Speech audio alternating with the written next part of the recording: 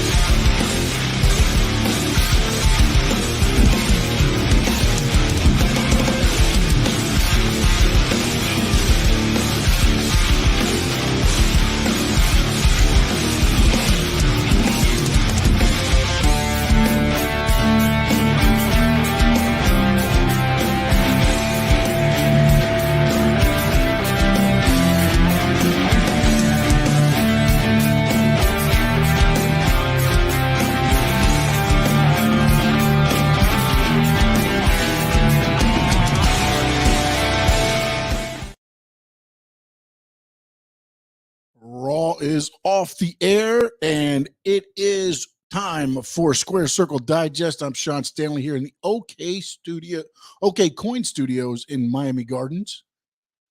Raw just goes off the air, and Kevin Owens ends the show with a call out of Stone Cold Steve Austin. We'll see how that goes next week. Raw will be in Jacksonville, Florida.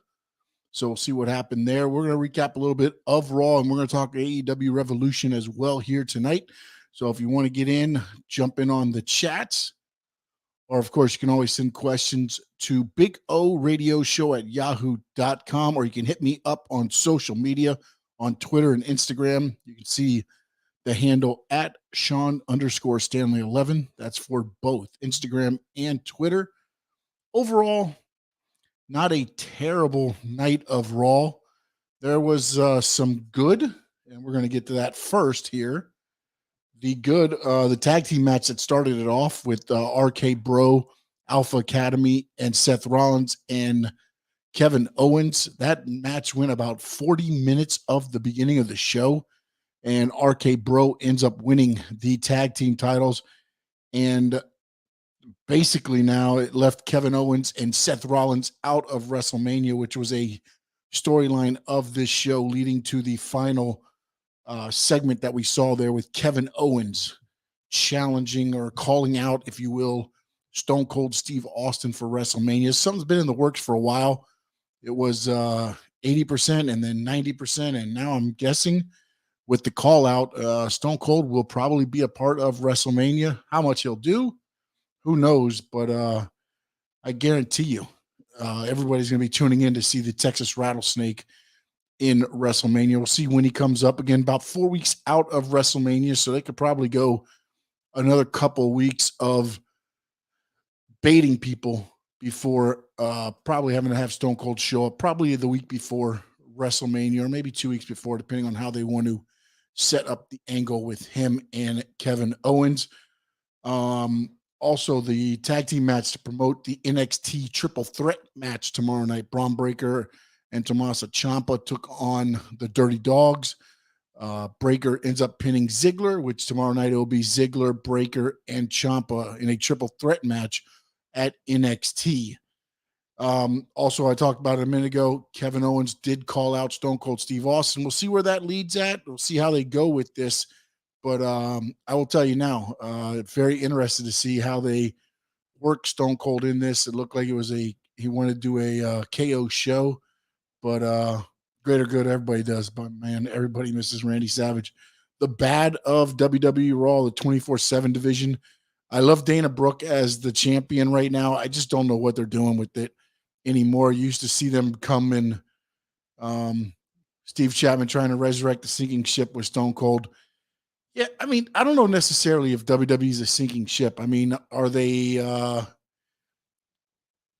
catering, I guess, to a lot of fans once? No, no. But to say it's a sinking ship, is it what it once was when it was the Monday Night Wars? Definitely not. But it is it is a healthy company, and it will continue to do so just by the ratings. I mean, SmackDown drew one of the largest ratings it has drawn just this past week, leading into, and I don't know if anybody saw, but they did an MSG card Saturday, and it was trending because everybody was trying to figure out who was going to be Brock Lesnar's mystery opponent. It ended up being Austin Theory, of course, and everybody poo-pooed on it. But again, WWE did all they said was a mystery opponent. Everybody else started reading into it. All they did was they baited the carrot down, and everybody started running with it to see. They thought Cody Rhodes was going to be the opponent. They thought, everybody else. So we will see. We will see where it goes. I mean, like I said, I mean, you can call it a sinking ship if you want, but I mean, they're getting good. They're getting better ratings than what AEW is getting right now. So if you're calling one a sinking ship, then the other's not too far behind. Also bad, just the women's tag team division, the tag team championship match, the way they're booking Zelina Vega and Carmella, and then now they lost tonight to Rhea Ripley and Liv Morgan, so now they're in with a triple threat with Sasha and Naomi. I mean, at this point, just take the titles off of them right now. They mean nothing. They're paperweights. Just get rid of them. And the ugly of Raw, of course, is almost no idea what they're doing. This guy's 7 foot tall, and they can't book him. It's terrible booking. When he was AJ Styles and his bodyguard and everything else, it seemed good. But now that he's on his own, they don't know how to book him. They do not know how to book him. So it's going to be very interesting to see what they do with Omos, because at this point now, it's almost to the point now to where you just don't care anymore. He took on Apollo Crews today, and again, General Aziz kind of got involved. Well, the two of them possibly head to WrestleMania to have a match. At this point, with Omos, I almost don't care anymore at all about Omos. Overall, Raw wasn't that bad. Again, you're still looking at 4 to 5 weeks or 4.5 weeks out from WrestleMania. The buildup now that Stone Cold has kind of been called out by Kevin Owens, it's going to be interesting to see where they go from there. And I can tell you right now, the numbers for Raw will go up with the addition of Stone Cold. And then also, as you get closer to WrestleMania, you got the WWE Heavyweight Champion, which is Brock Lesnar, and the Universal Champion, which is Roman Reigns. So they're probably going to be going back and forth to each show. So again, eyes are probably going to go up on the product, and this will lead into WrestleMania, and then we'll see where WWE can go from there. Like I said back the first show, I thought they would do a reset at day one. That didn't happen. Hopefully at WrestleMania, they will go and do something. Just reset this product at this point. You're building some guys. Yes, you are. But again, it's almost getting back to, I'm not going to say everybody looks the same, but when you look at their talent that they have on there, they all have the same look. And that gets into a Vince McMahon thing to me, where the product could get a little stale. And then also Austin Theory and Pat McAfee too have been announced for WrestleMania. That happened on Friday at SmackDown. So again, now when you look at the celebrities that are going to be there right now, if you want to call Stone Cold a celebrity, you've got Logan Paul, who tonight, him and Miz, I thought did a great job. They came out, hometown of the Miz, Cleveland, Ohio. Came out, they cut this baby promo. Everybody was eating it up. They brought out Jerry Lawler, talked all this stuff about Cleveland being, their hometown, everything, with Logan Paul. Then Jerry Lawler's like, you know what? I think Cleveland deserves a WrestleMania. And then Miz went heel and was like, this town don't deserve a WrestleMania. And then that's how he left it. And Logan Paul looked a little baffled a little bit. So don't know if they're trying to work anything there. Again, we're still a ways away. We're almost a month out from WrestleMania, which would be, I think it's April 2nd, Saturday, April 2nd, Sunday, April 3rd. And so far, every match they show right now, so far it says Saturday, April 2nd. So not sure what the Sunday card's going to look like, but the Saturday card, they're definitely promoting heavy right now. So it will be interesting to see Steve Chapman in the chat. Exactly what I meant, Sean. Sure, the ratings are still pretty good, but there are a lot of problems with the product. Oh, no, 100%. And again, I think also, though, it goes back to, the viewer, what your expectations are. A lot of people, as I talked about that MSG card, talked themselves into it was going to be Cody Rhodes. It was going to be AJ Styles. It was going to be Edge. And then Austin Theory comes out and everybody's like, oh, WWE did it to us again. WWE didn't do anything. They just said, hey, we're going to have a mystery opponent. Everybody started throwing out the things. And then all of a sudden you set your expectations way up here. And WWE was probably only going to shoot them to right here because they got exactly what they wanted. They got a trending during AEW Revolution weekend. They got an MSG card trending on that Saturday night. So, again, WWE understands a little bit. I thought they did a good job with Vince on the McAfee show, kind of making him relatable. You're starting to see some things maybe with the product loosening up a little bit. It's going to be interesting to see how much they haven't bought a WrestleMania in years. Do you have to pay twice or do you pay once and get both days? Steve, they are on Peacock, which was, they used to have the WWE Network. You paid $9.99 a month and you got every pay-per-view. And with that's $9.99 a month. You got every pay-per-view. You didn't have to pay anything extra. You didn't have to do any of that stuff. So it's for $9.99 a month. You've got WrestleMania, your SummerSlams, everything like that. Now with Peacock, you can actually get it for $4.99. I don't know if this has changed. If now maybe with new subscriptions, you got to get the $9.99, but for the $4.99, you can still get the WrestleMania and everything like that. So that goes with the Peacock app, or however you want to look at it. You get the WrestleManias for the price of the monthly subscription. There's no additional prices.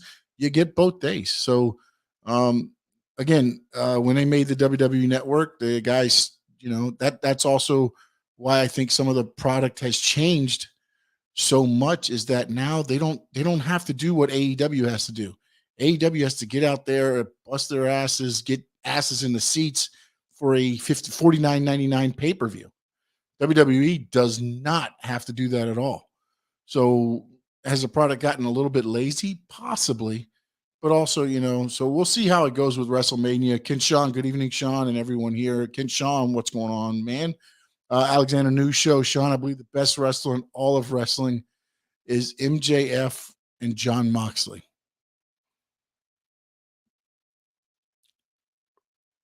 When you say best wrestler in all of wrestling, performance-wise,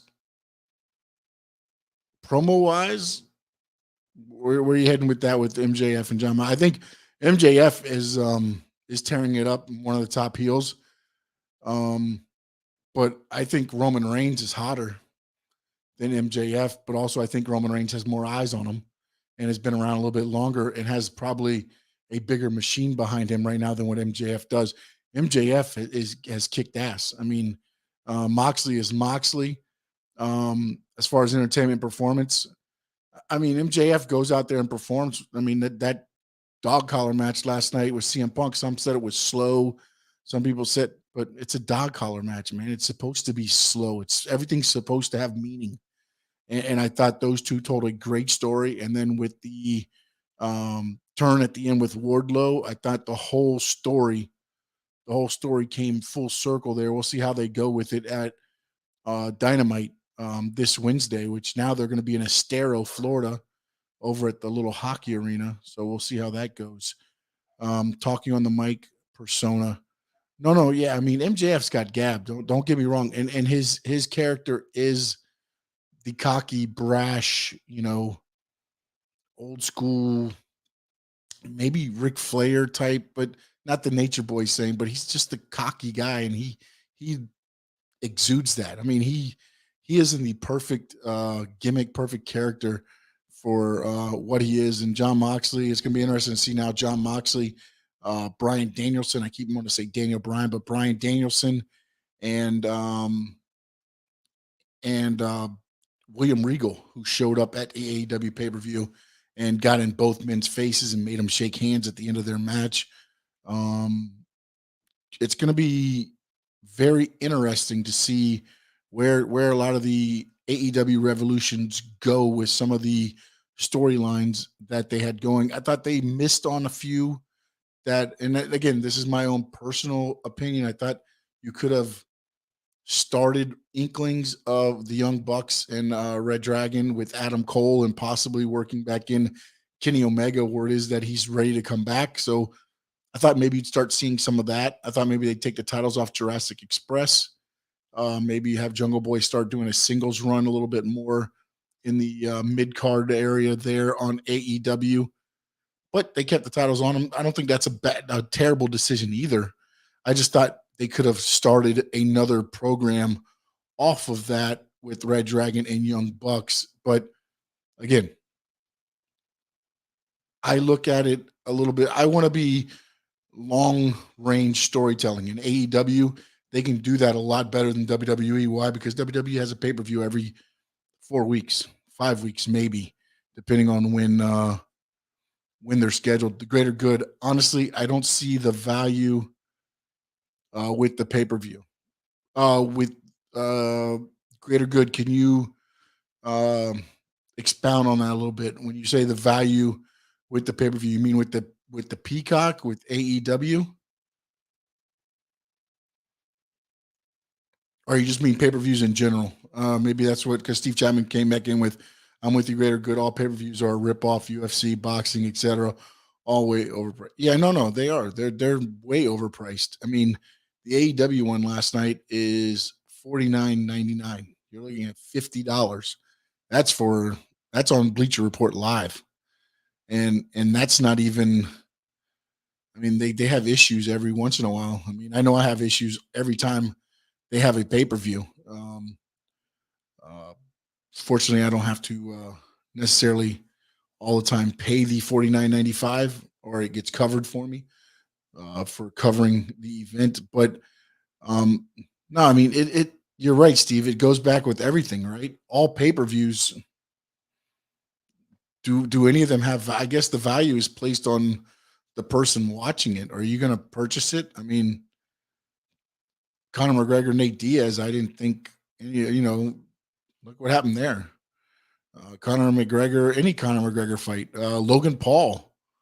I mean, I don't know what the whole thing is. I guess it just goes back to, do they bring you in? Do they make you want to purchase it? Do they want you to put your ass in the seat? So the value, I think, goes with whoever's purchasing it, because it's going to be interesting to see how many people purchased the AEW pay-per-view. But, it was a good show. And I know a lot of people that did said it was well worth it, worth the money. I mean, last night, the show started at 7:00 with the buy-in. Wrestling, the show ended at 12, and then they had media scrums afterwards, which I think AEW does a good job on with the media scrums, because then it brings in the sport part of the event, right? For those that don't know AEW, what they do is at the end of the event, they get all of the news outlets that are there you got your Fightful Select, your Pro Wrestling Illustrated, Miami Herald, Jim Varsalone is there as well, or Sunset on Miami Herald. I got to remember which one that is. There was ESPN West Palm Beach was there. They have all these different. Izzy does her own show. There's a few others, and what they do is they end up bringing in, last night, Jurassic Express spoke. Then they brought in Tony Khan, CM Punk, Adam Page, and they just do basically like a little press conference. And I think that adds a little bit more to it, especially with the event you just saw right there. CM Punk was very emotional. They brought back his old entrance from Ring of Honor, which was something he wanted to do, and some things there. So he was very emotional after the pay-per-view. And I thought, that was the one match that, with dog collar matches, you either hit or you miss. There's no in between with those. There's no covering up because there's not a lot you can do with a chain because the chain always gets in the way usually. And I thought those two delivered. I thought the pay-per-view delivered everything from the beginning, the buy-in matches all the way through. The only match I think that maybe lulled a little bit was the Jade Cargill Tay Conti. But I think also, Jade needs to be booked a little bit stronger as the TBS champion, and get some quicker wins. Alexander Nusho, where do you think Bray Wyatt ends up and Braun Strowman? Braun Strowman is doing the create your own narrative with EC3. They actually have shows coming up, and they also got a streaming platform. So I think he's happy doing that right now. I don't think you're going to see him, and plus, I don't think AEW can afford to bring him in on a continual basis. Maybe a one-off they could probably do every once in a while. Bray Wyatt is very interesting because, to be honest, I don't know where his head is. I don't know if he wants to even wrestle anymore. I mean, he is very into the Bray Wyatt character, the Fiend, the Cult of Wyndham, whatever he's going to be when he comes back. In AEW, he would have better creative control of that character. So if I was to have to bet, I would say AEW. But at the same time, when you go to WWE, the money's there. Hence, Cody Rhodes possibly heading to WWE. You can get more money than you can at AEW right now. AEW is better off going to a subscription service. I agree. If they keep bringing in these guys in big contracts, but see, the problem when you get to the subscription services, I don't know how their contracts are written and things like that, is that you lose that revenue, that pay-per-view revenue. That was the one big thing with WWE. A lot of performers were unhappy because they got paid in percentages off of the pay-per-view buy rates. Now, when you give everybody everything for $9.99 a month, you can't split $9.99 a month amongst everybody, like you could a pay-per-view. A pay-per-view WrestleMania, if they had, you have the house, you have the pay-per-view buys, and then you start breaking down the money throughout, and you walk out with some good money on top of any merchandise you sell and everything there. So it'd be interesting. I think with the way that they bought Ring of Honor, I think they're heading that way. I just don't know what the deals are with the contracts with some of the performers and how that will result in, again, there's a lot of unhappiness with WWE, especially once they went to their WWE network, because that money, pay-per-view money and things like that, because also when you do the pay-per-views, what happened after you do a pay-per-view? It comes out on, back in the day, VHS or, CD, DVD, whatever, and you make that money off the residuals as those get sold. So, again, subscription base is where everybody's heading to. I think streaming is where everything's going. I just hope they find a way to make sure that the performers end up getting their fair share of, of the money that they deserve, because you are taking that away from them with going to the subscription base. John R. Sting, 63-year-old, jumping through 3 tables. Dude, they asked him last night, and what was funny was in his scrum, they asked him, did you think you'd be doing this? And he said when he came in, he was only going to do cinematic matches. That was his thing. But Cody and them at the taping of the first one that they did with Darby said, you got the kinetic energy. And then last night before the show, Cody actually texted Sting and said, hey, it's match day. Get that kinetic energy going. And Sting put all 63 years and made it happen. And he said he's going to ice up, take some ibuprofen, some Advil and ice, and he'll be ready to go, at least to show up at AEW Dynamite. I always thought Steve Pat Chapman said I always thought there would be more purchases if it was more reasonably priced.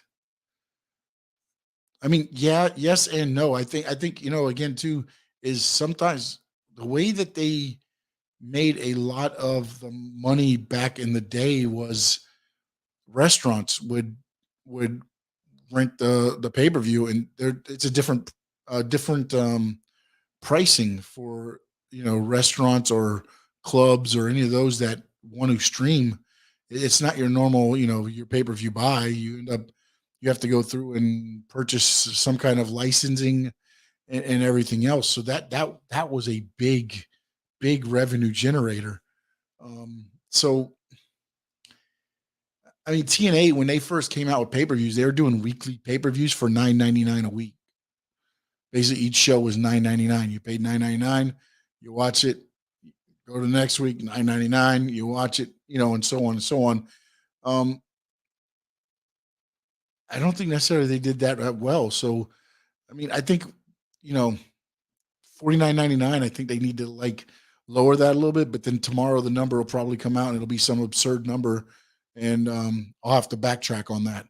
But I agree with you. They need to be more reasonably priced, but I don't know what that reasonable price is, because to me, $4.99 for anything, and then that's one extreme, and then you've got your $49.99, which I think is another extreme. So it's got to be somewhere in that middle there. Obviously they get buys, but I think there would be a lot more if it was 20 to 25 or so. Yeah, but then also, again, it goes back to contracts with wrestlers. What are some of them getting paid? What are the percentages? What is the buys of the buys? How much are they getting depending on where they're at in the card and things like that? So there are some things that have to figure into that. Maybe that's why they do the $49.99, because they know how each piece of the pie has to go. Alexander says, I believe Tony Khan buying RH is going to push AEW closer to WWE in competition.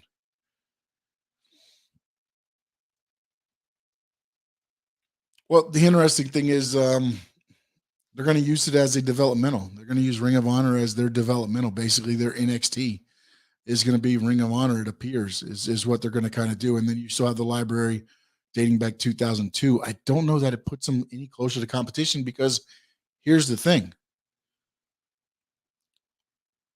They got no talent from Ring of Honor. It was just intellectual properties. It was all that. All those contracts are expired March 1st. So nobody's under contract to Ring of Honor. So I don't know necessarily they have the same talent now that they had before.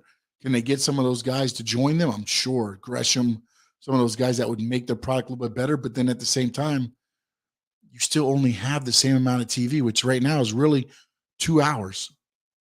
You have Rampage, but half the time that's a recorded show. So that's useless hour. So you have 2 hours to put all this talent on TV.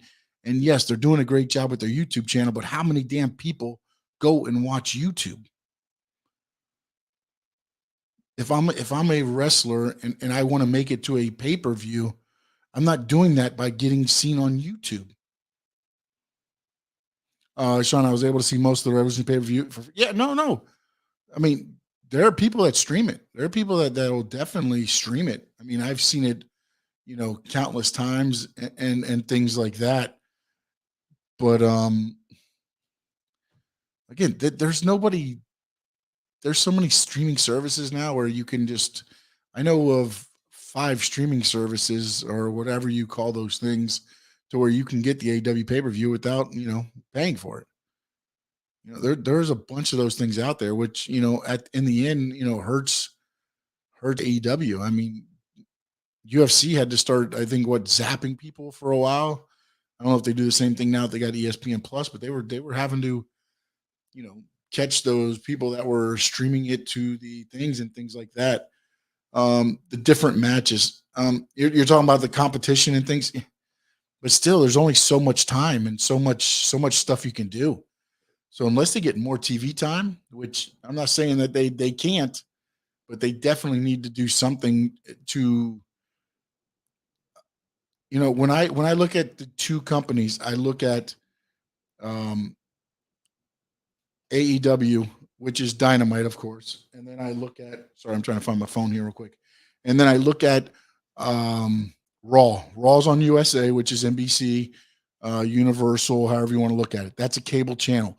SmackDown on Fox, that eyes galore on that product. So I do not put that in competition with TBS. AEW Dynamite, TBS is more in competition with USA Network. So what I'm going to do here is I want to try to get to the had it set up and I lost it here.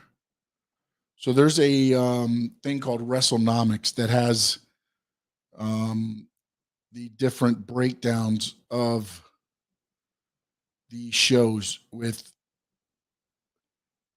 Raw, SmackDown, AEW Dynamite, AEW Rampage. But like I said, Rampage, I don't really take for granted on their times because when I look at what they're doing, to me,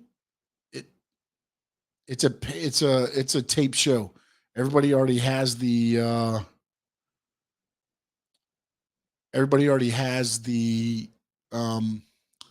results. So half people don't tune in. When you look at A Dynamite on Wednesday was watched by 966,000. So they dropped under 1 million again. 460,000, 18 to 49, which everybody compares that to the demo. That's what everybody says, the demo that you need to win, the 18 to 49. Compared to last week, Dynamite was down 4%. Among viewers 18 to 49 was down 11%. Now this is heading into the pay-per-view. Dynamite ranked 8th in the for the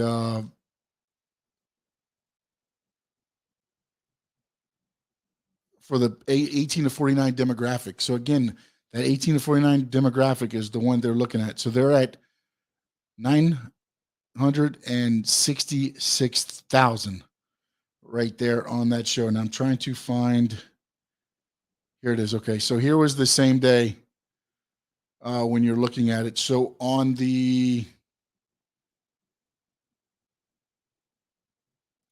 trying to find it right now, Raw and Dynamite.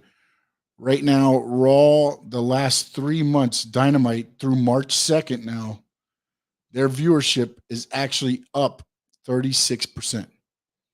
36% right now because they've had a few of the weeks be over 1 million. So they've been going up, whereas Raw has dropped. But the problem with the dropping is that Raw still has dropped, but they're at 1.5.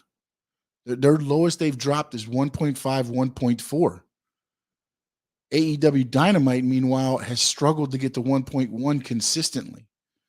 So you're still looking at between 300,000 and 400,000 homes that aren't looking at the product of AEW, but are looking at WWE. And a lot of people look at it and says that, a lot of that is due to, everybody knows what WWE product is. And it is. And eyes are getting on AEW. Problem is, when you tune into AEW and what do you see? CM Punk, former WWE. Jon Moxley, former WWE. Bryan Danielson, former WWE. Cody at the time was former WWE. I mean, when you start looking at what they're putting out there, it starts resembling what WCW is doing. And again, I get it. You have to do this because CM Punk is a draw. Bryan Danielson's a draw. Jon Moxley's a draw. All of that is great. But if you don't get more TV time, there's not going to be a lot of area for any of this to grow. I mean, you could sit here and you got your diehard AEWs that say, "Oh, AEW is the greatest," and you know what? Right now, they have the audience captive, but they have their audience captive. They're not growing. They're not growing that leaps and bounds. They're not growing to that new audience. They're staying with that AEW hardcore, audience. Whereas Raw, for some reason, somehow WWE, and maybe it's because they gear it toward the kids and everything else like that, they end up drawing a little bit more of a different audience.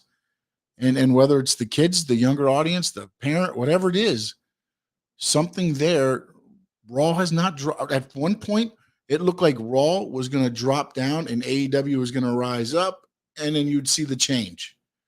Instead, what happened is Raw started dropping down, AEW came up, it reached one point, and then Raw started going back up, AEW plateaued, and then it goes up and down week to week, and Raw staying at about 1.4, 1.5. And this week, I thought the show was pretty good, and they might end up pulling a 1.6. We'll have to see how AEW does coming off of Revolution. But again, you have a lot going on in AEW, just not a lot of TV time. And the YouTube shows are great, the dark elevation. But again, you have FTR right now. They're going to accept independent bookings. Because right now, I mean, how much TV time do you see them getting? They were in battle royals for the last 2 weeks. That's how they had to do it to get people on the show, to get their talent, enough people on the show. And they had to throw battle royals in there for the tag team division to find out the two opponents for the pay-per-view. This is where, the companies kind of even out. And Vince, again, WWE takes a lot of slack for having to cut 80 wrestlers. Do I think it was a little bit overboard? Probably. But also, he even said a lot of that was cut dead weight. A lot of people have to remember, this is a business. This is a very cutthroat business. Nowadays, maybe not as much as it was back in the day, because now you don't have to worry about, buddy beside you maybe sneaking around and trying to take your spot because guaranteed contracts and things like that. Whereas before, your spot on the card dictated what your pay was. So if I thought I was better than that guy, I'm going to do everything I can to get in the promoter's ear to get me elevated so I can make more money, because that's how you make a living. It's all about money. It's a business. It's just like football, just like baseball, just like, not baseball, because baseball right now, I don't know if anybody's getting paid. But you have to, look at this as a business. And I think a lot of times fans, you can throw me in there as well. We as fans don't like to see it as a business. You want to see it as the product on TV is what you would book and what you would want to see. And that can't always happen. Why? Because, again, WWE, publicly traded company. If Vince ain't making the money for the shareholders, well, guess what, Vince, the chairman of the board, your ass is getting replaced probably. You have to answer to shareholders. AEW, Tony Khan has to answer to Tony Khan. That's it. So you can go out there and you can throw a dog collar match on, blood flowing everywhere. You can do all that stuff. Vince does not want blood on the product anymore. The headshots, they don't want. I think there was on the MSG, Lesnar took the steps to the head. Didn't really, it looked like he didn't protect himself, or I'm not sure what happened there, but he ended up getting, bloodied up. That is something WWE, that's why you don't see those crazy matches anymore. The barbed wire, the hardcore, your attitude era type matches. You don't see that anymore because that's not the audience they're going for. They don't want that audience.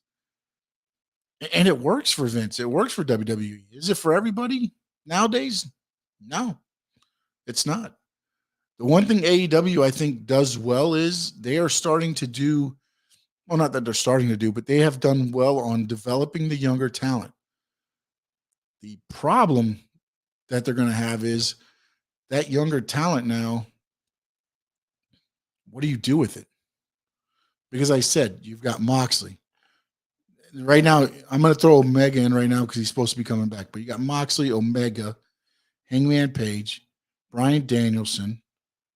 You just got Keith Lee. You've got Wardlow, MJF, Darby Allin, Sammy Guevara, Chris Jericho, um, Ricky Starks. You throw any of those guys, Christian Cage, Matt Hardy, Jeff Hardy's supposed to be coming in possibly Wednesday. He may end up coming into AEW. That's 14 guys right there. And I haven't even started talking MJF and Darby Allin are the only two young guys. Well, I guess Sammy Guevara did bring up, but you haven't talked about Jungle Boy, Powerhouse Hobbs. Hook has been over. I don't know how they're going to end up booking him.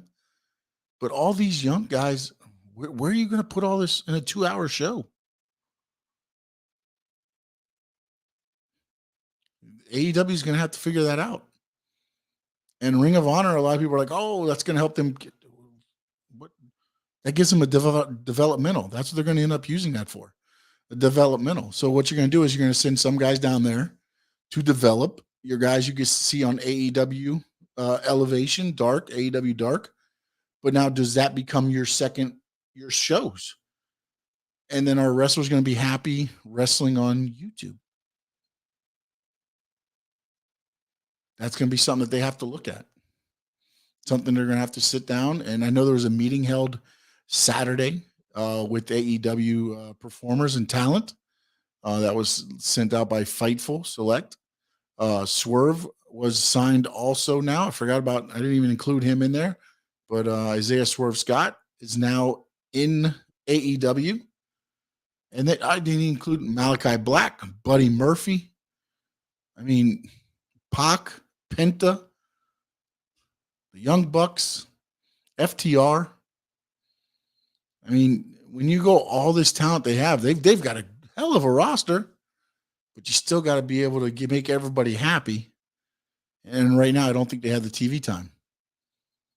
Where they throw another show. The only other day that's open where there's no competition would be your Thursday time slot, but then you do a show Wednesday and Thursday. Doesn't make a lot of sense. But do you make a show for Monday night and go head-to-head with Raw, maybe for 2 hours? You do 9 to 11 or 8 to 10. 8 to 10 probably being the proper way to go. And then work it in with TNT or TBS to where you can go over. But also you have to remember TNT, TBS, and all of them have got now the hockey. They will have NASCAR. They have a lot of influx from the NBC Sports Network that they have to find room for on their channels. So that's another thing, another workaround with AEW, which is why AEW ended up moving over to TBS in January as it was. Because on TNT, they would have to start maneuvering and being off just like they were during tournaments and things like that. When they were, going on Friday or Saturday at 8:00 and things like that. So, man, I want to thank everybody that was with us here today. We will be back here NXT tomorrow night. They got the triple threat heavyweight championship match: Braun Breaker, Tommaso Ciampa, Dolph Ziggler. So that'll be one of the things. You got questions, hit me up on my social media at Sean_Stanley11. You can hit us up on Yahoo at Big O Radio Show at yahoo.com. You can see it there scrolling across. Of course, you can reach out us on the Welton Ram text line. That's 855-912-1056. Just leave a thing, say wrestling question if you got anything for wrestling or anything like that. But I want to thank everybody that was here, everybody that got involved, Alexander, Steve, John, Thad. Let's see here. Thad, I missed that. Thad, when we good thing about Bleacher Report is you get to keep the pay-per-views to rewatch again. Yeah, no, I mean, I don't mind Bleacher Report. It's just every once in a while I get an issue with it. It possibly could be my Wi-Fi and everything here. Ken, Sean, Steve, greater good, everybody that's been on the chat line here today. I want to thank everybody. We're going to be back here tomorrow night, 10:05 or 10 o'clock, depending on when NXT goes off the air. And if you got any questions, make sure to hit me up. And as always, in the words of the great Gordon Soley, so long from the Sunshine State.